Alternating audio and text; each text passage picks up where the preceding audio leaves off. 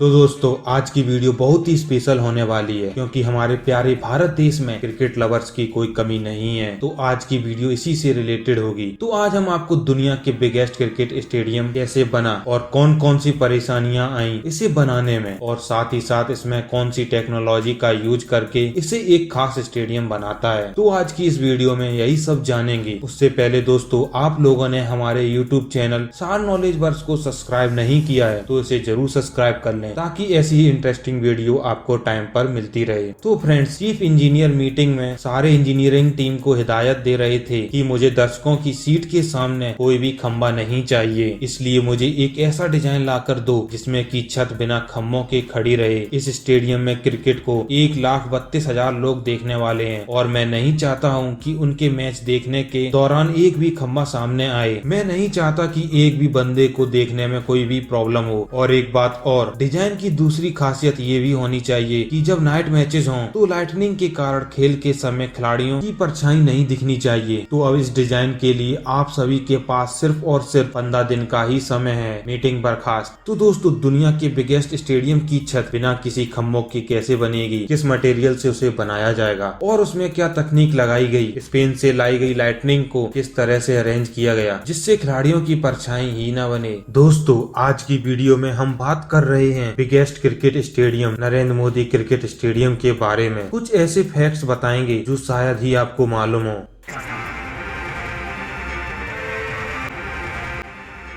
तो फ्रेंड्स, 3600 काम करने वाले वर्कर जब लगातार 38 महीनों तक काम करते हैं तो जन्म होता है वर्ल्ड्स बिगेस्ट क्रिकेट स्टेडियम का। दोस्तों, हमारा ये स्टेडियम अहमदाबाद के उस पुराने स्टेडियम की जगह पर ही बना है जो कि ये अहमदाबाद में एक जगह मोटेरा पर स्थित है। फ्रेंड्स, इस स्टेडियम का अपना खुद का 30 साल पुराना इतिहास भी है। अब फ्रेंड्स, जब गुजरात क्रिकेट बोर्ड को देखकर लगा कि इस स्टेडियम को रेनोवेट करने का समय आ गया है और अब इसे नए सिरे से बनाने का फैसला लिया जाता है, पुराने स्टेडियम को अब तोड़ने का काम शुरू हुआ तो अब इसकी जगह न्यू स्टेडियम बनेगा। तो Gujarat state board new stadium बनाने का काम किसी एक ऐसी कंपनी को देना चाहते थे जो कि इसे हाईटेक स्टेडियम बनाने के लायक हो। तो अब ये जिम्मेदारी सौंपी गई L&T कंपनी को। दोस्तों, L&T कंपनी किसी के पहचान की मोहताज नहीं है क्योंकि इस कंपनी ने इंडिया के अलावा भी दूसरे देशों में कई तरह के और खास प्रकार के कंस्ट्रक्शन किए हैं जिसमें लोटस टेम्पल और स्टैचू ऑफ लिबर्टीज भी शामिल है। लेकिन इस बार का काम इस कंपनी के लिए थोड़ा कठिन साबित हो क्योंकि इस स्टेडियम को बनाने के लिए सिर्फ और सिर्फ 3 साल 2 महीने का ही टाइम है।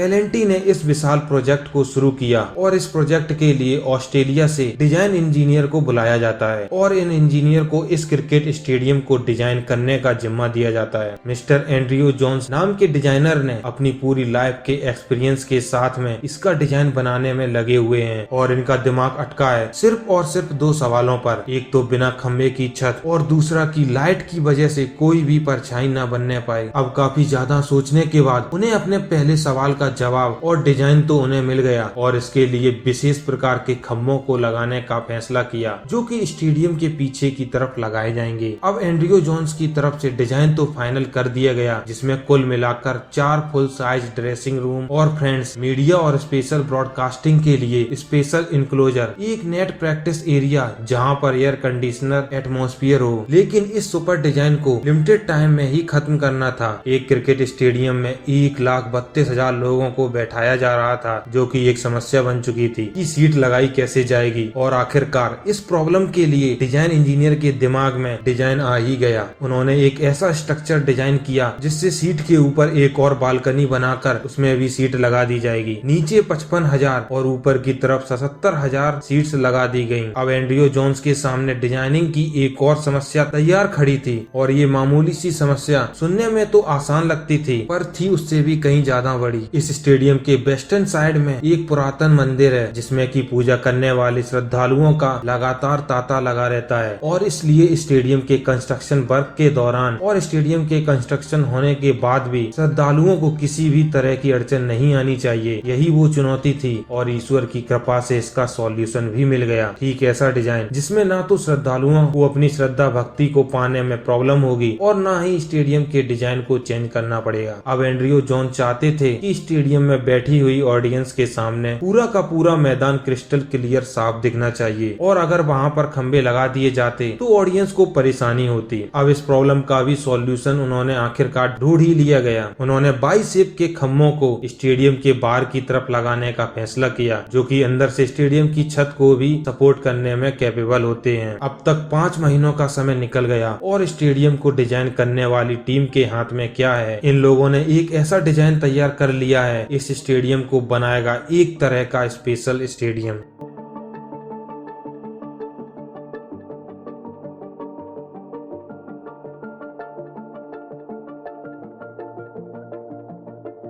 अब LNT का डिजाइन रेडी हो जाने के बाद कंपनी ने कंस्ट्रक्शन का काम शुरू कर देती है। स्पेशल क्वालिटी ऑफ स्टील और सांचों में डाले गए ब्लॉक, जो कि इस स्टेडियम के एक स्पेशल कंस्ट्रक्शन का पार्ट होने वाले हैं, बनना शुरू कर दिए जाते हैं। दोस्तों, ये बात काफी महत्वपूर्ण है कि स्टील की क्वालिटी को काफी अच्छा रखना चाहिए, क्योंकि यही तो स्टेडियम को वो खास क्वालिटी प्रदान करेगा जो कि क्वालिटी हमें चाहिए थी। वहीं पर नजदीक ही एक जगह पर हाल ही में कास्टिंग का काम शुरू हो जाता है। स्टेडियम का सबसे महत्वपूर्ण हिस्सा है ये बाई शेप के कॉलम, क्योंकि स्टेडियम का पूरा स्ट्रक्चर ही इन्हीं के ऊपर निर्भर करेगा। वैसे इन्हीं बाई कॉलम में से एक कॉलम को बनाने में 600 किलोग्राम से भी ज्यादा सीमेंट का इस्तेमाल होता है और एक सांचे में ढालने के बाद में 1.5 हफ्ते तक जमने के लिए छोड़ दिया जाता है। इस स्टेडियम को पूरी तरह से कंप्लीट करने के लिए 8000 प्रीकॉस्टेड एलिमेंट चाहिए और उन सभी को बनाने में 45,000 मेट्रिक टन से भी ज्यादा सीमेंट लगेगा। इस स्टेडियम को बनाने के लिए दुनिया की बेस्ट मशीनरी और क्रेन का यूज करके इन कॉलम्स को उनकी सही जगह पर फिक्स किया जा रहा है। इस तरह के 84 कॉलम को खड़ा किया जाना है। हर कॉलम का वेट 80 टन है, जो कि स्टैचू ऑफ लिबर्टी से भी ज्यादा है। ये कॉलम 30 मीटर से भी ऊंचे, मतलब कि किसी 10 मंजिला बिल्डिंग को चुनौती देने की हैसियत रखते हैं। इंजीनियर अपना बेस्ट देने की कोशिश कर रहे हैं। जैसा कि हम सभी जानते हैं कि अहमदाबाद एक सिस्मिक जोन में आता है और यहाँ पर एक विनाशकारी भूकंप भी पहले आ चुका है। इसलिए इस स्टेडियम को पहले से ही इस बात को ध्यान में रखकर बनाया जा रहा है ताकि भूकंप से भी इसका कोई नुकसान ना हो सके। अब तकरीबन 1 साल का समय गुजर चुका है और सारे के सारे कॉलम अपनी जगह पर लगने के साथ में कुछ सीटिंग स्ट्रक्चर को भी कॉलम के ऊपर कर दिया गया है। दोस्तों, 1 और साल के बाद में स्टेडियम को देखने पर हमें स्टेडियम के शेप एंड साइज का अंदाजा मिलना शुरू हो जाता है, क्योंकि इस स्टेडियम को बनाते समय भूकंप विरोधी स्ट्रक्चर का ध्यान रखा गया है। इसीलिए इसकी रूपिंग स्ट्रक्चर के लिए अमेरिका की एक फर्म को जिम्मा दिया गया है, जिसका नाम है वॉल्टर टी मोर। ये कंपनी दुनिया के ऐसे स्ट्रक्चर बना चुकी है जिनके छत लाजवाब हैं और उनमें से कुछ स्ट्रक्चर में जो ट्रांसुलेट छत भी लगी हुई है। अगर हम बात करें दुनिया के पहले डोम शेप्ड स्टेडियम की, तो वो भी इसी कंपनी के द्वारा बनाया गया है, क्योंकि अहमदाबाद एक भूकंप सिस्मिक जोन में आने वाला शहर है और इसीलिए इस स्टेडियम की छत को रूफिंग टेक्निक से बनाकर कुछ ऐसा बनाया है जो कि भूकंप जैसी परेशानियों में वहां बैठी ऑडियंस के लिए सेफ साबित हो। इसलिए इस कंपनी को दिया गया भारत का ये प्रोजेक्ट फर्स्ट प्रोजेक्ट है। दोस्तों, दर्शकों को क्रिकेट देखते समय सामने कोई भी खम्बा ना हो, इसके लिए विशेष रूप से खम्बे बनाए गए जो कि स्टेडियम के पिछले हिस्से में लगाए गए और उसके बाद लगाया गया एक कंप्रेशन रिंग। जो कंप्रेसर रिंग वो टेफ्लॉन से बनी हुई हल्की छत को दर्शकों के ऊपर तान के रखता है। इस रूप को यथा स्थान फिक्स करने के लिए स्पेशली इटली के इंजीनियर को बुलाया गया। इसमें हजारों मीटर स्टील की केबल लगी हुई थी और सभी कुछ परफेक्टली सेट करने के बाद में स्पेशल छत को यथा स्थान लगाए जाने लगा। इस तरह से इस छत की टेंशन को बराबर ही रखा जाना था, क्योंकि ऐसा करने से ही छत परफेक्ट बैठती। प्रोसीजर कंप्लीट होने के बाद में स्टील केबल में बना हुआ वो स्ट्रक्चर हवा में तकरीबन 40 मीटर की ऊंचाई पर जाकर फिक्स हो गया। वहीं दूसरी तरफ छत के स्ट्रक्चर में फैब्रिक लगाने का काम एक दूसरी टीम के द्वारा किया गया। दोस्तों, अब समय बहुत ही कम बचा था और काम काफी ज्यादा। 35,000 स्क्वायर मीटर के जापानी फैब्रिक को छत के स्ट्रक्चर पर परफेक्ट तरीके से फिक्स कर दिया गया। इंजीनियर्स ने बताया कि ये जापानी फैब्रिक फायर प्रूफ भी है और एक उत्तम क्वालिटी की छत बनाता है। दोस्तों, स्टेडियम का तकरीबन अपना काम पूरा होने के कगार पर पहुंच चुका है, लेकिन सिर्फ 5 महीने का ही समय बचा हुआ है। इसलिए टीम फैसला करती है कि अब पिच को भी डिजाइन कर दिया जाना चाहिए, क्योंकि पिच भी तो जरूरी है। इसलिए अब पिच को डिजाइन करने का काम शुरू कर दिया किया गया है। पिच को परफेक्टली बनाया जाना काफी इम्पोर्टेंट है, क्योंकि अच्छे गेम्स हमेशा अच्छे पिच पर ही होते हैं और क्रिकेट में इतिहास गवाह है कि जब भी पिच की कंडीशन लो क्वालिटी रही तो मैच के ऊपर इसका बहुत ही ज्यादा प्रभाव पड़ा है। वैसे तो ये स्टेडियम कम से कम 17,000 स्क्वायर फीट की आउटफील्ड भी देता है। ऐसे जायंट स्टेडियम में 11 अलग अलग पिचेस बनाई गयी। पिच का काम कंप्लीट होने के बाद में अमेरिका से स्पेशली तौर पर बरमूडा ग्रास के 250 किलो बीज बनवाए गए और घास को इस तरीके के साथ खेतों में लगाया गया कि घास ना तो इतनी बड़ी हो कि बॉल रोलिंग से परेशानी हो और ना ही इतनी छोटी हो कि फील्डर को जंप करने में चोट लगे। उसके बाद इस बरमूडा घास को एक स्पेशल मशीन की मदद से यानी रोल रेजन मशीन की हेल्प से इसे खेतों से काट लिया गया और रोल बनाकर एक ट्रक की मदद से स्टेडियम में लाया गया और उसे दूसरी मशीन की हेल्प से सेट कर दिया गया। तकरीबन सभी कुछ फिक्स हो गया था, लेकिन अब काम बचा था स्पेशल लाइटनिंग का। दोस्तों, लाइटनिंग इस तरह से की जानी थी कि किसी भी प्लेयर की परछाई नहीं बननी चाहिए थी। आमतौर पर दूसरे क्रिकेट स्टेडियम में खंबे लगे होते हैं, उन पर लाइट्स जिनसे कि प्लेयर की परछाई बनती है, जो कि खेल में डिस्टरबेंस उत्पन्न करती है। लेकिन इस जायंट स्टेडियम में लाइट्स को लगाने के लिए स्पेन से स्पेशल 1500 किलोवाट की LED लाइट को मंगवाया गया और इन्हें कुछ ऐसे एंगल में सेट किया गया कि ग्राउंड से कोई भी डिस्टरबेंस उत्पन्न नहीं होगा